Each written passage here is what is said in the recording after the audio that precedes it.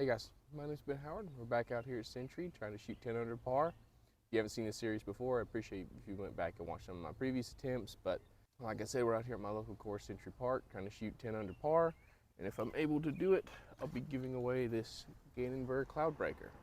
But going into this attempt, I do feel a lot of pressure, especially after last month I got really close to doing it. I just know that I need to get off to a hot start and shoot at least 5 under in the front nine. But 6 or 7 under is very doable in the front nine, so that's really what I've got to aim for. I have made some small changes to the bag. For example, I put in this Tour Series Redemption. This is the most stable run of Redemption I've found. Like, these actually fly like what I've been wanting out of the Redemption, where I can throw it flat and I do not have to worry about it turning at all. It's just going to go straight and fade. This is going to be very nice to have, especially on the first 2 holes. This is probably the disc I'm going to be throwing on that. And then we've got the newest disc from Goliath, the Shepherd, in the bag. This one is the normal Oasis run, and then this is an NT one that Josh gave me. These are your standard like Grace, Wraith type discs where it's going to give you a lot of distance, but because it's a little bit slower, it's going to give you a little bit more control. The normal Shepherds seem to have a little bit of flip to them, but have a reliable finish, whereas this one has like a pretty decent pop top to it, and just is a little bit more stable. Going to be a little bit more reliable in the wind. I'm not really too sure which tee shots I'm going to be throwing this off of. I think I'm probably going to throw them off of 11, if any of them. Mainly just going to depend on the wind for this one, but yeah, I think that's all the changes I made to the bag. Yeah, I always get a little bit nervous whenever I make some changes like that to the bag going into these rounds, but I was able to get out here yesterday and play a little bit, so I'm not going into this completely blind with the changes to the bag, but let's go and get in the round and see what happens. All right, guys, for hole 1, got a par 3, 260 feet. Basket's through this gap tucked off to the left. So, like I said, going Glow Redemption, just flat, right through the middle of the gap. Let us finish off to the left. Oh, pulled it. Come on. Okay, got through that tree at least.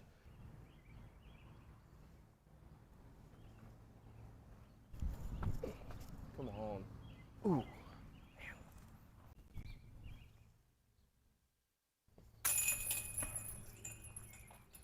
All right, guys, for hole 2, we got another par 3 at 260 feet. Basket's right there. I'm just gonna go for a backhand flex line with the Glow Redemption. Just gotta make sure I get this to turn to the right. I just gotta remember this isn't my other Redemption, so I need to put on a little bit more ante than I'm used to on this shot. Not enough. If it gets clean, that should be good though. Okay. Yeah, that'll be like a 30-footer from on top of the hill. And I'll get a meter off the fence too. Let's see. So yeah, I put myself in a good spot. Only thing is I'm awful at these like just slightly downhill putts. I never get the power quite right. Go ahead and get it though.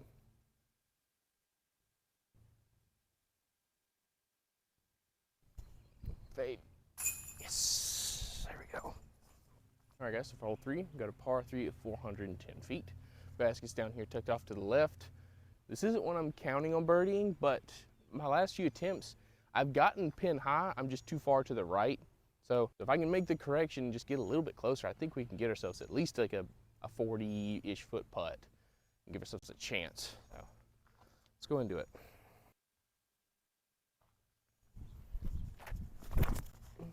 That's too low. Dang it. Yeah, see, that's still got so much energy going in the side of that hill. And I think that tree I'm just behind is like edge of circle 2, so I can definitely get up there for a putt. I just gotta get the height right.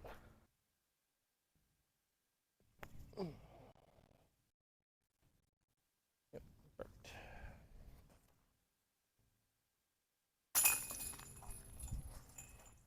All right, guys, for hole 4, we got a par 3, 240 feet. Basket straight ahead behind this tree right here. I'm gonna go for a straight, just slightly overstable throwing putter, straight at the basket. Oh, or early release it. Go, go. Okay, that got some really good ground action. That should be a edge of circle putt at least.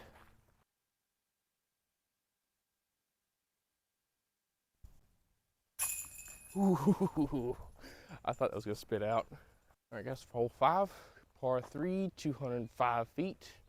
Just right there. Going with the same throwing putter I threw in the last hole, just going straight at it. I'm tempted to go with the forehand because my backhand's been feeling a little off this morning, but I think we're just gonna keep going with the game plan. The Waymaker's starting to turn on me a little bit, but oh, that's still great.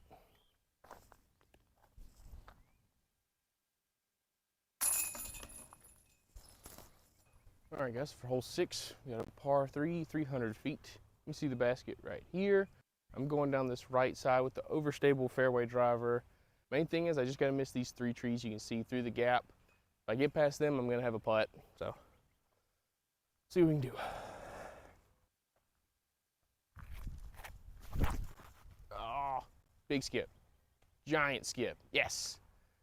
Okay, unfortunate route, but that's going to be like probably a mid C2 putt.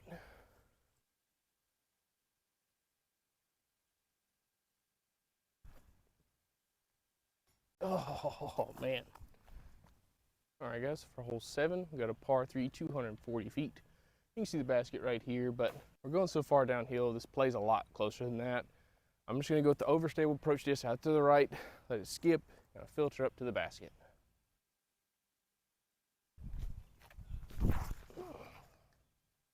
Might be a little short. Okay. That's still, yeah, it's an inside the circle putt.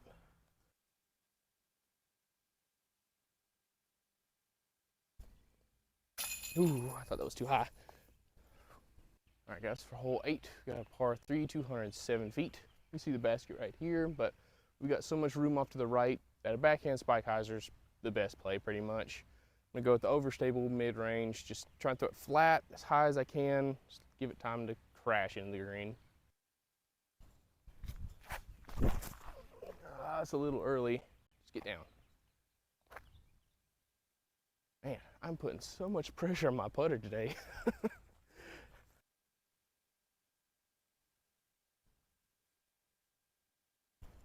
Oh, it's low. Dang it. All right, guys, for hole 9, got a par 3, 240 feet right there. Only thing to really worry about is the OB creek that's between us and the basket, but that shouldn't come into play unless I hit something really early. But going with the same throwing putter I've been throwing all day, straight at the basket. I'm expecting it to turn a little bit, which isn't going to be bad for this shot, but still got to get the height right, get all the way down there.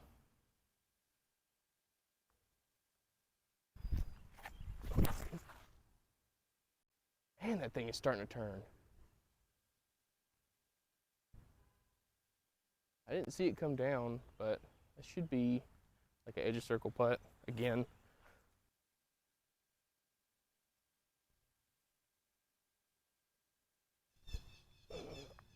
Oh. All right, guys, so we're 1 off the pace that I wanted to set on the front 9. We're at 4 under, wanted to be 5 under, and I very easily could have been 6, almost 7 under if I would have made that putt on 6, but oh well. We've got 9 more holes. We need 6 more birdies. So let's go ahead and get another one. Hole 10. This one's 260, right? Yeah, 260, par 3. You can see it up there. Best play is just going to be flat forehand out to the left. Try and give it a good amount of height so it has time to fade up there and get me under the basket.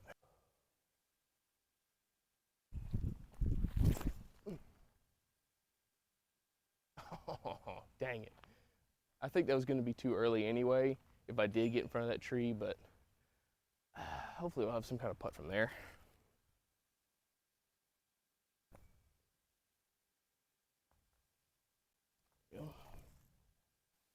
All right, guys, for hole 11, we've got a par 3, 400 feet. Normally you could see it, but the basket's just straight ahead up almost to the top of this hill. You can see on the other side of this gap. So I need to go for the birdie, unfortunately, on this one, which is probably the hardest birdie on the entire course. Going with the flippy distance driver, just want to hit on some hyzer, let it flip up into the gap, and push straight. Oh, that was so close. Just get through. Okay, we're across. It'll be easy up and down. We've got a good backstop behind the basket, so we'll give this a little bit of a bid. Oh, just yank the crap out of it.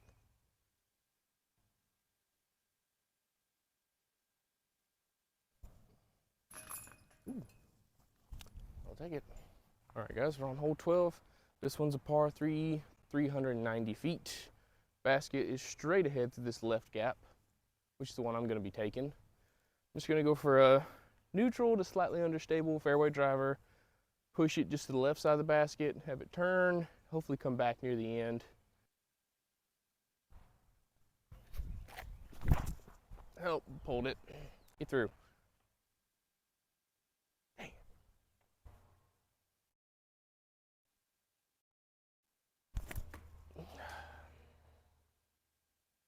Okay.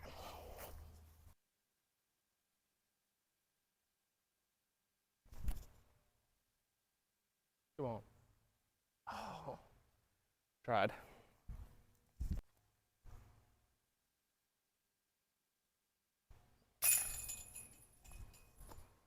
All right, guys, well, after that bogey, looks like now we need an ace and a birdie out. But we do have some aceable holes coming up, like this one, hole 13, par 3, 265 feet. You can see it straight up ahead of us behind this tree. I need to go for like a hyzer flip with a flippy putter that won't ever get to flat and just coast to the left. You gotta give it height.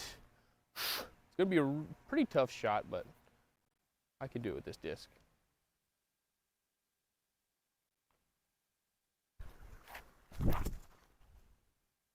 To the side. Go.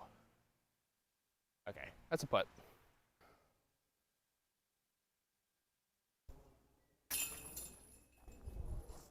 All right, guys, hole 14, got a par 3, 305 feet. You see the basket right there. All we care about is ace runs at this point, so I'm gonna go with the NT Shepherd on this one. Try and throw it through the V tree on the right, see if we can ace it that way.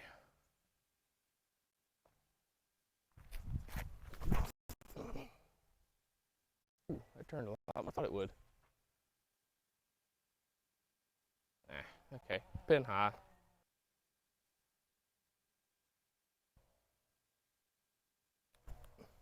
Fade. Oh, man. All right, well, unfortunately that par pretty much took us out of it.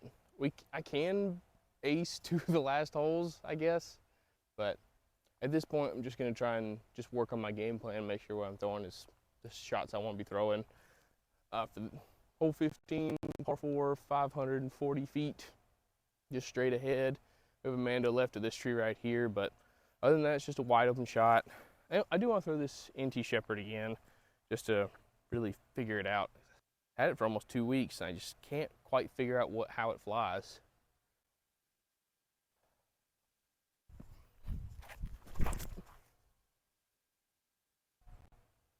Yeah, see there it acted more overstable than it did. Huh, weird.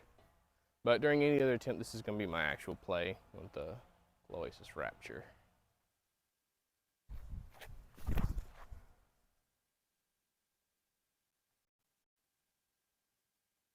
Ooh, massive skip. Well, ended up right on top of the Shepherd anyway.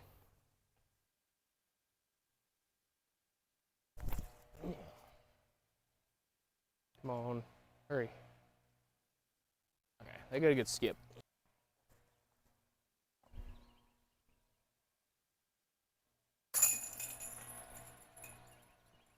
All right, guys, for hole 16, we got a par 3, 220 feet. Basket's right there, tucked off to the left. Obviously, you got to go for the ace run, so my first shot, I'm going to step up to a chain breaker, see if we can get a skip ace in. And then I want to try throwing the OT pillar here, because my main shot for a while has been the Samson, but I feel like the Samson's just been getting there too quick, and I've been ended up going long on this hole, so I want to see if maybe the pillar's a better shot. But first, let's go ahead and ace this.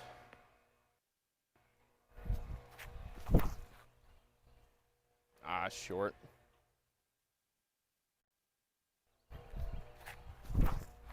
Oh, pulled the crap out of that. Oh, that's pin high though. So my NT pillar actually ended up going long of the basket. So I might go with the Oasis pillar next time. It's a touch more stable, but yeah, that's definitely going to be the play. If I'm throwing the pillar long, I'm definitely going to be throwing the Samson long on this hole.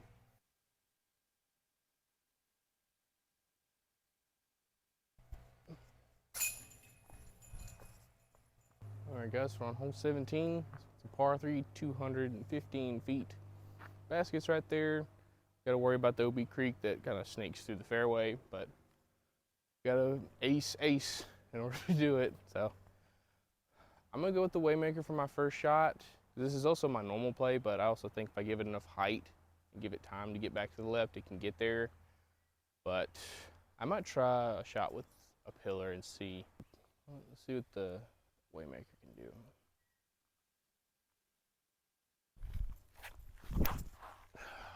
Straight into a tree. We'll try Oasis pillar, and then we'll try a shot with the Samson just for fun.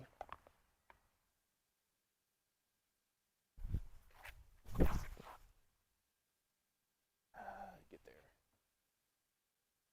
Yeah, it runs out of energy too quick, and I can't quite get it across the creek.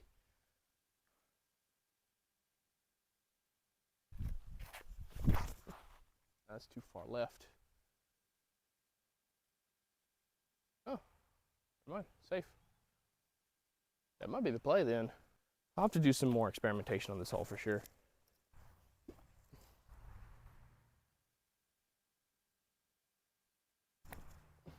Hold it. Kick off the tree.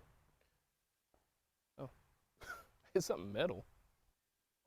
Thank you.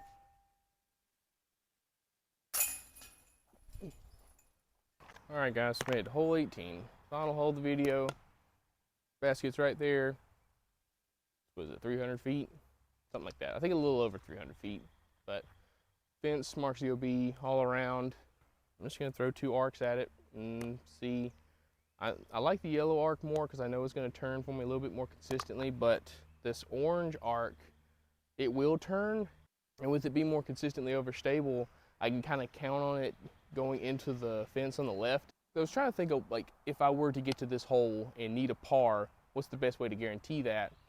And I was thinking either going out of bounds left or going long, but with that overstable plane to the fence, I also have that chance of hitting the fence and skipping back to the right a little bit easier than with the fence behind the basket. As you can tell, there's only 3 boards on that one, whereas there's, what, 7 on these?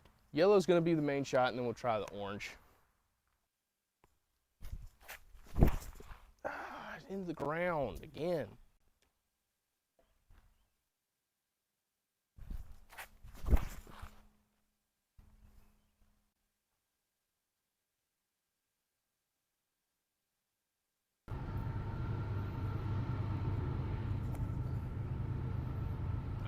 Dang.